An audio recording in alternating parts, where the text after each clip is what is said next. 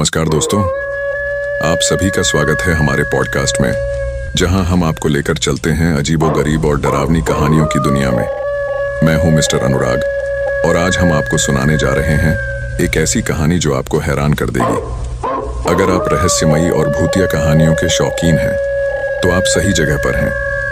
तो बिना देर किए चलिए शुरू करते हैं आज की कहानी। वो सर्दियों की काली अंधेरी रात थी। चारों ओर सन्नाटा पसरा हुआ था और उस सन्नाटे को कोहरे की चादर ने लपेट रखा था। विजय और सम की बाइक काफी देर से एक सुनसान हाईवे पर दौड़ रही थी।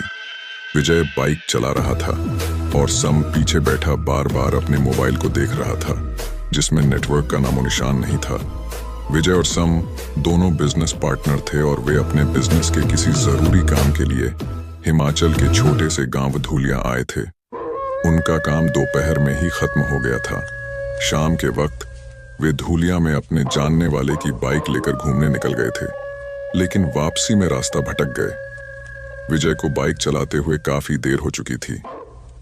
यार, काफी देर हो गई है। रात के 11:30 बज रहे हैं। आखिर धूलिया गांव जमीन में समा गया या आसमान में उड़ गया? सम ने चिंतित स्वर में कहा। अरे, मुझसे क्या पूछ रहा है यार? मुझे भी अब खुद टेंशन हो रही है। बाइक में तेल भी खत्म होने की कगार पर है और यहां दूर दूर तक कोई पेट्रोल पंप भी नजर नहीं आ रहा, विजय ने कहा। उसकी आवाज में तनाव साफ झलक रहा था। मुझे तो लगता है कि हमें आसपास रात बिताने के लिए कोई ठिकाना तलाशना पड़ेगा। यहां तो सिर्फ सन्नाटा और कोहरा ही दिख रहा है और अब ठंड भी लगने लगी है। सही कह रहा है यार, मुझे भी एक गर्म चाय की बहुत तलब महसूस हो रही है, सम ने सहमति जताई। तभी विजय की नजर हाईवे से सटे हुए कच्चे रास्ते पर पड़ी। उसने बाइक वहीं रोक दी और उस कच्चे रास्ते की ओर ध्यान से देखने लगा। उसे कोहरे में दूर हल्की हल्की मध्यम रोशनी नजर आ रही थी। यार, मुझे लगता है कि वहां कोई गांव है, विजय ने कहा। अगर तुझे वाकई लगता है तो फिर बाइक वहीं मोड़ दे, सम ने सुझाव दिया। सम की बात मानकर विजय ने अपनी बाइक कच्चे रास्ते की ओर मोड़ दी। कुछ देर के बाद उन्हें गांव साफ दिखाई देने लगा। उन्होंने देखा कि वहां बहुत पुराने कच्चे पक्के मकान बने हुए थे।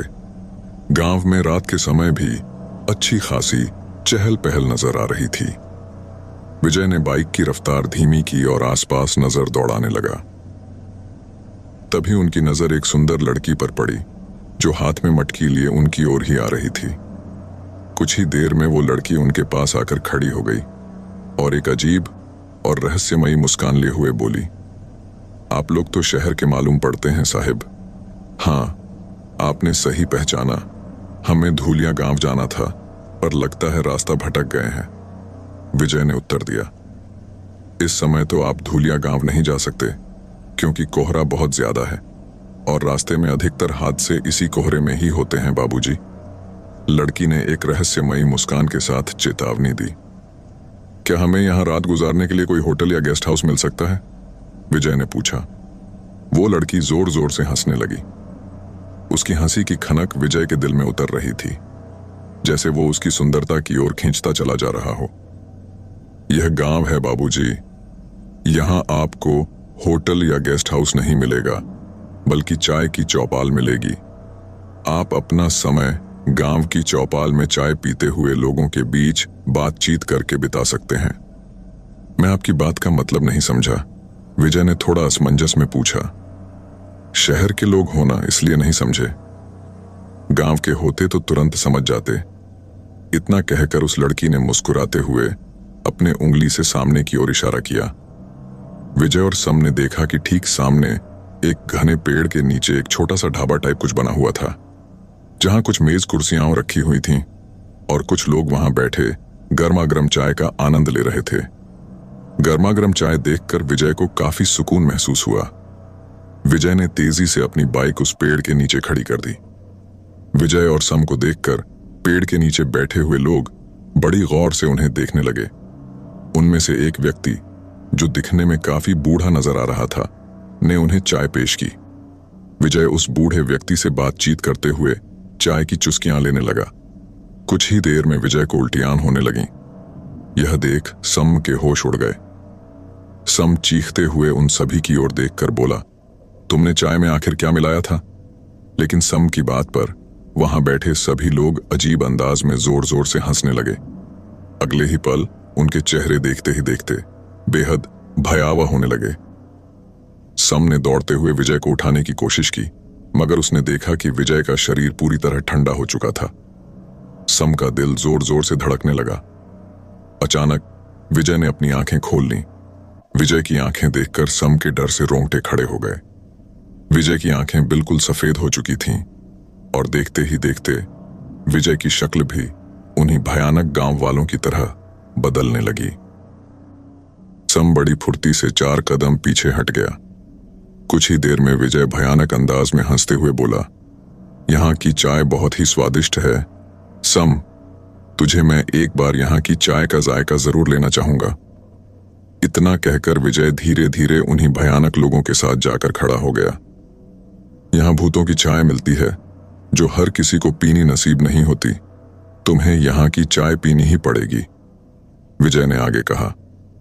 सम बदहवासी की हालत में पागलों की तरह वहां से दौड़ने लगा।